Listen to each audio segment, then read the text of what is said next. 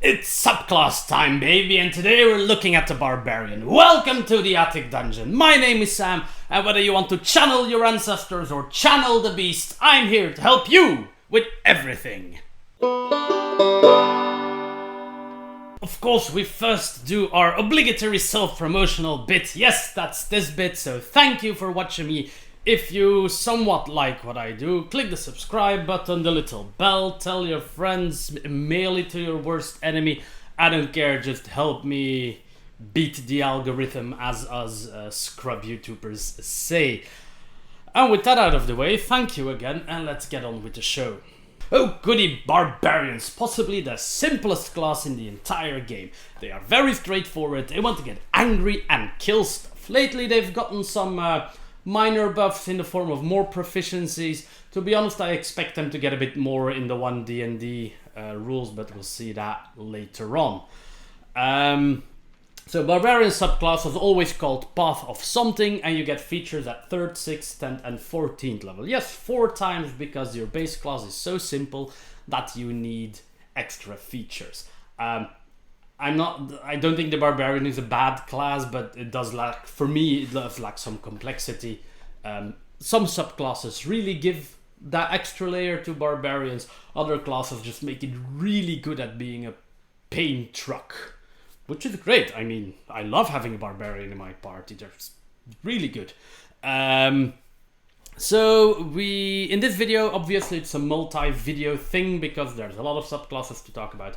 We're going to look at the first 3 classes when looking at them in alphabetical order. So we're doing Path of the Ancestral Guardian, Path of the Battlerager, and Path of the Beast. Without further ado, we start with the Path of the Ancestral Guardian. The lore idea is simple. Your Barbarian, because of their tribe, of personal beliefs or whatever, venerates their ancestors and is capable of summoning them and using them in battle, which is a really cool idea. You have this angry guy and he's able to summon spirits which are also angry and doing stuff. Wonderful. As always, I will rate the power level of the class a bit, but I'm going to start quite upfront by saying I really like Path of the Ancestral Guardian. It gives you really good tanking potential. And you might say, oh, but Sam, the Barbarian already has really good tanking potential. What you're thinking of is not dying potential. And yes, the Barbarian has loads of that. They have the highest hit die, they take half physical damage while raging, stuff like that, decent armor class, what have you. I'm talking about crowd control potential, because as a tank, if you're not capable of keeping the enemy focused on you, in Dungeons and Dragons, they'll just run past you and start eating your squishies, if that is what the DM wants to do. So you need some tool to protect your friends and keep damage going to your own pretty face. And the Ancestral Guardian has those tools. Starting at level 3 already, you gain Ancestral Protector. So when you rage, you summon the ancestors, angry Barbarian from years before you. What they do is go and harass the first enemy you hit every turn. So up front, I'm going to say this, even first enemy every turn. So it's not because you have multiple attacks that they can target multiple enemies. That would possibly be too strong. So they go and harass the first enemy you hit, and they do 2 things. If that enemy would not target you with an attack roll, the attack roll is going to have disadvantage. So if they choose to target Squishy McWizardpants in the back with their bow, it's going to have disadvantage because your ghosts are haunting it. Second, if you would not get hit by its attack spell or whatever, somebody else is getting hit with an attack, by the way. This only that's the downside, maybe it only works on attacks, not on safe spells. The creature is going to have resistance against that attack. So in short, they will want to attack you, otherwise they have disadvantage. They will want to attack you, otherwise the target will have resistance against whatever damage they're producing. So this is painting a big target on your own face, but that is exactly what you want to do. So target acquired for both you and the enemy. Good on you. The fact that it only works on attack rolls is like, that's okay, because a lot of the things that are going to target people are going to be attacks, be it spell attacks or normal weapon attacks. There's going to be plenty, so for a level 3 ability to deal with those, that's really good. At level 6 you gain Spirit Shield when one of your allies within 30 feet that you can see is taking damage. You can use your reaction to reduce the damage by 2d6. Pure and simple. If the combat is not allowing you to do a lot of attack of opportunities or whatever other use you might have for your reaction, this is really good. You're shielding your allies. Again, doing a tank's business, mitigating damage. Even better, this die scales, well, these dice scale, you already get 2 at level 6. On level 10 it becomes 3d6, at level 14 it becomes 4d6. You might think, well, that's good but not amazing. Don't forget that you can do this every turn without a restriction. There's no, you can only use this X times until short or long rest thing. This can be done every turn. So there's a potential, let's say at level 6, to prevent 7 damage per turn. If for some crazy reason the target that is already gaining resistance because you hit something is still getting hit by a lot of damage, you can prevent more damage. So you're pretty capable of preventing damage every single turn. That's good. It saves whatever healing resources you have for when it's really needed. At level 10, you get the flavor ability of this Barbarian class. A lot of Barbarian subclasses have flavor abilities, but they're still useful, but they're like niche useful. Consult the Spirits, it is called. You get Augury and Clairvoyance, and you can cast both of the spells once per day using Wisdom, but it doesn't really matter because they don't need a spell save DC. Clairvoyance is very simple. You leave some invisible sensor thing behind and that will observe and listen in on a room for you. Now this invisible thing is going to be one of your Barbarian spirits. This is one of the few times where Wizards of the Coast reflavors a spell to fit with the subclass that you're doing, so that's really good actually. And Augury is of course a spell where you can ask question to the dungeon master. You're asking for an omen of some sort and they can give you a vague indication of whether this omen is good and bad, or nothing particular. It's fun. It's a nice, if you have this big thing planned out, check with the DM if it's a good idea. It's only once per long rest, but no, suddenly you can cast a spell and you're a barbarian. Look at that.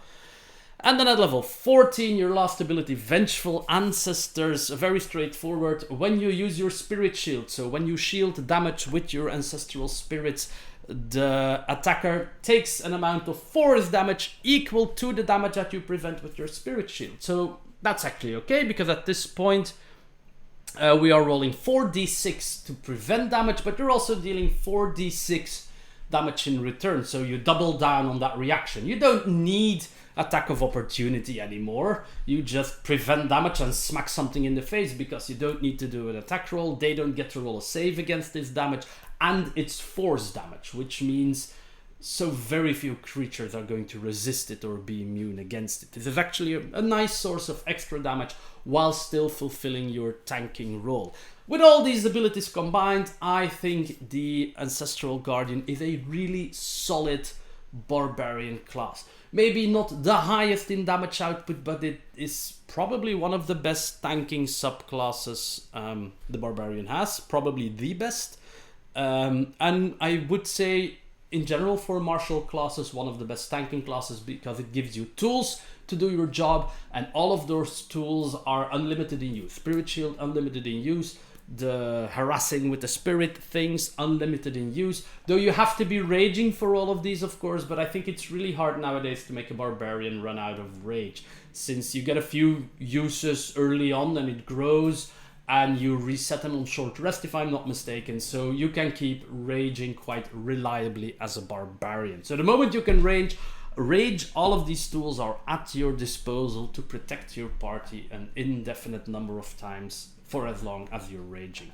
That's good. So this is a really solid class that offers crowd control, damage mitigation, and damage dealing on top of what the Barbarian already has. And now that we've had this really good class, let's go to what I consider to be the crap of the crop, or the creme de la crap of the Barbarian subclasses, and that is the path of the Battlerager. And I think it's really sad.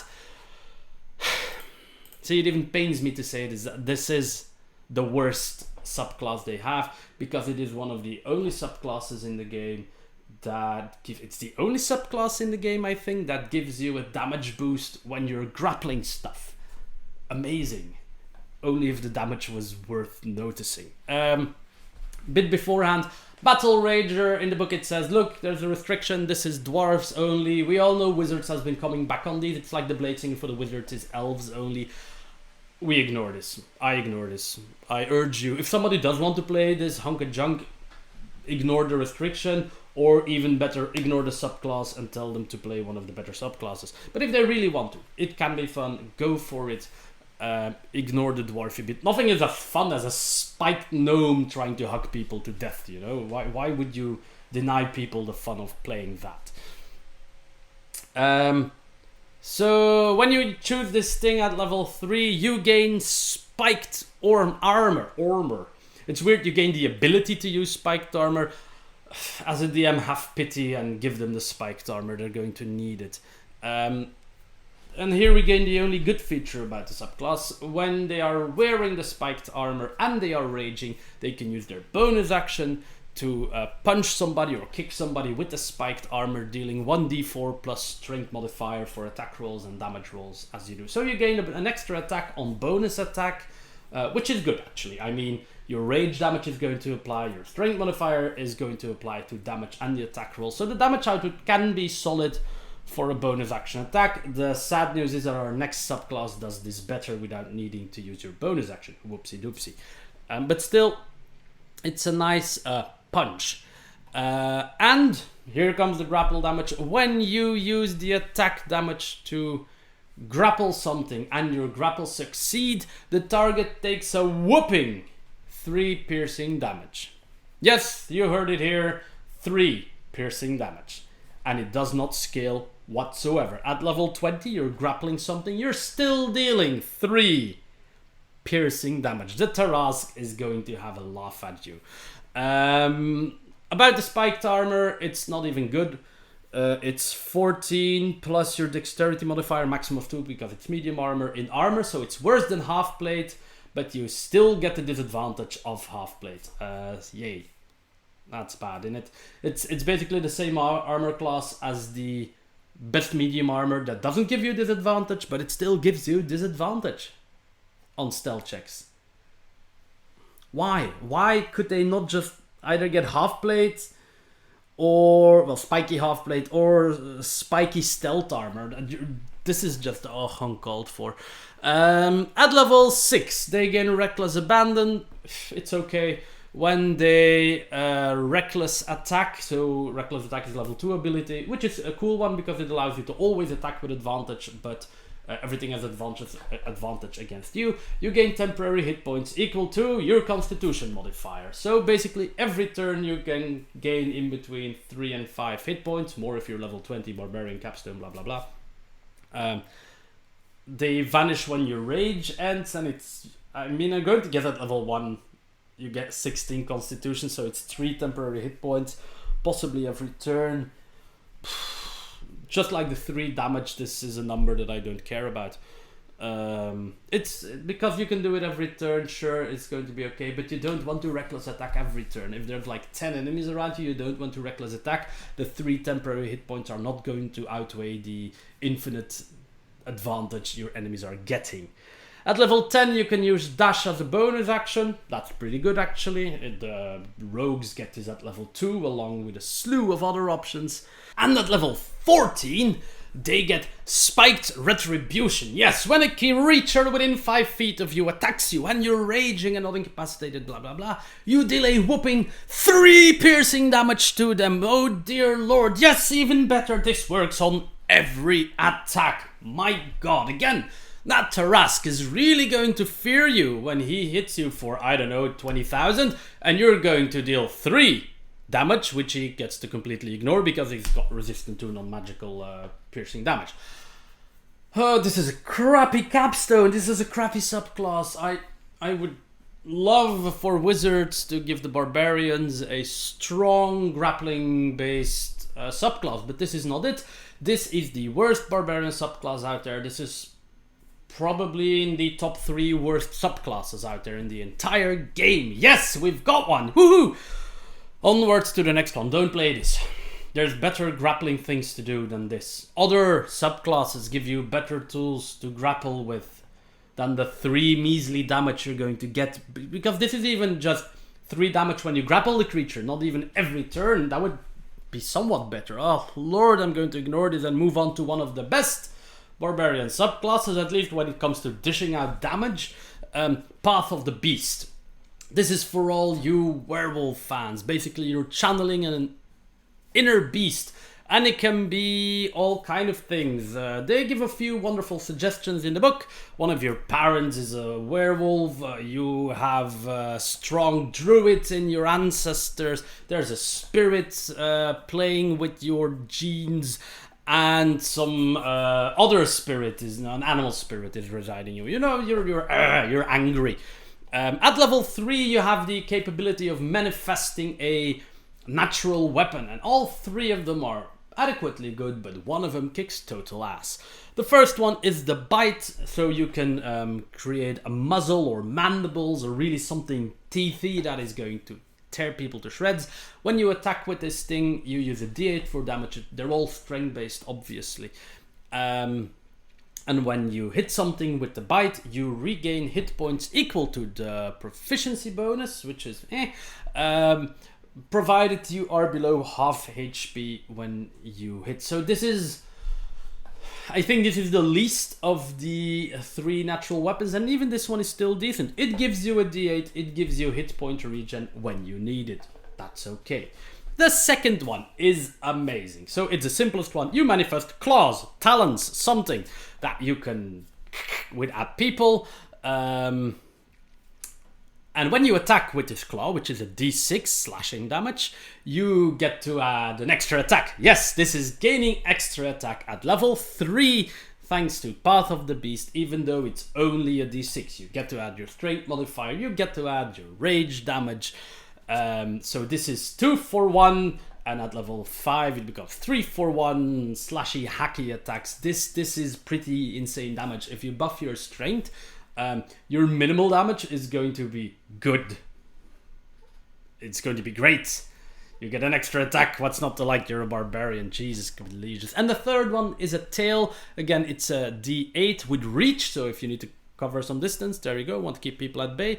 But you can also use the tail when they attack you. You can use a reaction and roll the d8 again. And you can add this to your armor. So this actually gives you increased armor as a reaction. 1 to 8 increased armor class as a reaction. So that's actually a pretty neat defensive trait. Obviously, I'm the biggest fan of the claws because dead monsters don't attack you. But all 3 are good. I think if I have to rank them, it's like bite, tail, claws for me. The tail being really good in defensive situations, of course. If you see you're going to have to tank a lot of damage, the tail might be the better option over the claws. But I think the claws is going to be your go-to, I need to get stuff dead option.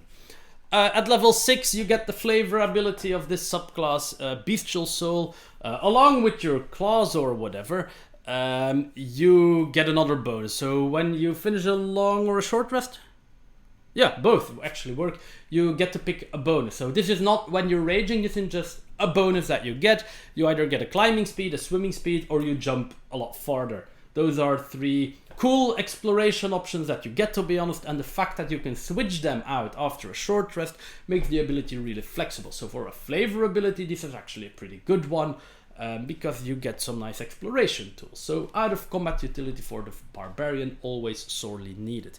At level 10, you gain Infectious Fury. When you hit something while you're raging, you or the spirit within you or your pinky toe, whatever, can try to curse the target. They have to roll a wisdom save. It's based on your constitution modifier, which should be decent as a barbarian. And if they fail, you can make them suffer one of the following 2 effects. Either they have to use their reaction to attack another creature of your choice that you can see. So that's a melee attack though, but that's cool because it allows you to waste a creature's reaction, possibly granting free movement to your allies. And if it's a really strong attack, you can give a hell of a butt whooping to the neighboring enemy. If there is no enemy present or you don't want to do that, you can just have them take 2d12 of psychic damage. There we are, we got barbarians dealing psychic damage. This really is 2022. You can use this feature a number of times equal to your proficiency bonus. It does only reset on long rest though, so watch it a little bit, but it's a good ability. I mean, it's damage potential and some crowd control potential. Not in the same way that the Ancestral Guardian offers you crowd control potential, but it's something. It's something that you can use. And then you have the level 14 ability, Call of the Hunt. When you rage, other people can accept the gift. And it's a really vague term. That means that you're allowing your infectious spirit of rabidness to buff them as well. If they accept the gift, and by the way, a number of creatures can accept the gift equal to your constitution modifier, so there's 2 reasons to keep your constitution up here in this subclass, along with your armor and your hit points, of course. You get 5 temporary hit points for each creature that accepts the feature, and the creatures that accept, when they roll with an attack roll and they deal damage, they can add an extra d6 of bonus damage of the same type as whatever they're doing. You can again use this a number of times equal to your proficiency modifier, resets on a long rest. This is really, I mean, it's nice. It gives you some hit points, but you give damage to your allies. Even if it's only a d6, it's a d6 on every attack roll. So the fighter is going to love it with its 4 attacks at this point, 3 attacks, whatever. Any extra attack class is going to love this. The warlock is going to love this. It's a good group buff. The numbers are small-ish for a level 14 feature maybe, but you're capable of buffing a lot of people while buffing your own hit points a bit. So that's all good. All in all, the beast path is a very solid path. Not the best, but it offers you exploration potential, it offers you damage and defense, it offers a party buff, and it offers psychic damage to barbarians or a bit of crowd control. So it's a nice solid package, and a friend of mine is playing this in a campaign we're doing, and I have been really amazed at the damage output of the class. They are downright amazing. And that's it actually. Those are the 3 subclasses that I wanted to talk about today. I went through their abilities, I rated their power level. There's not much in the way of super cool interactions, but they are solid abilities most of the time. Just remember, stay away of the path of the Battlerager. That's it. We'll see you next time, hopefully in 2 weeks, in the Attic Dungeon.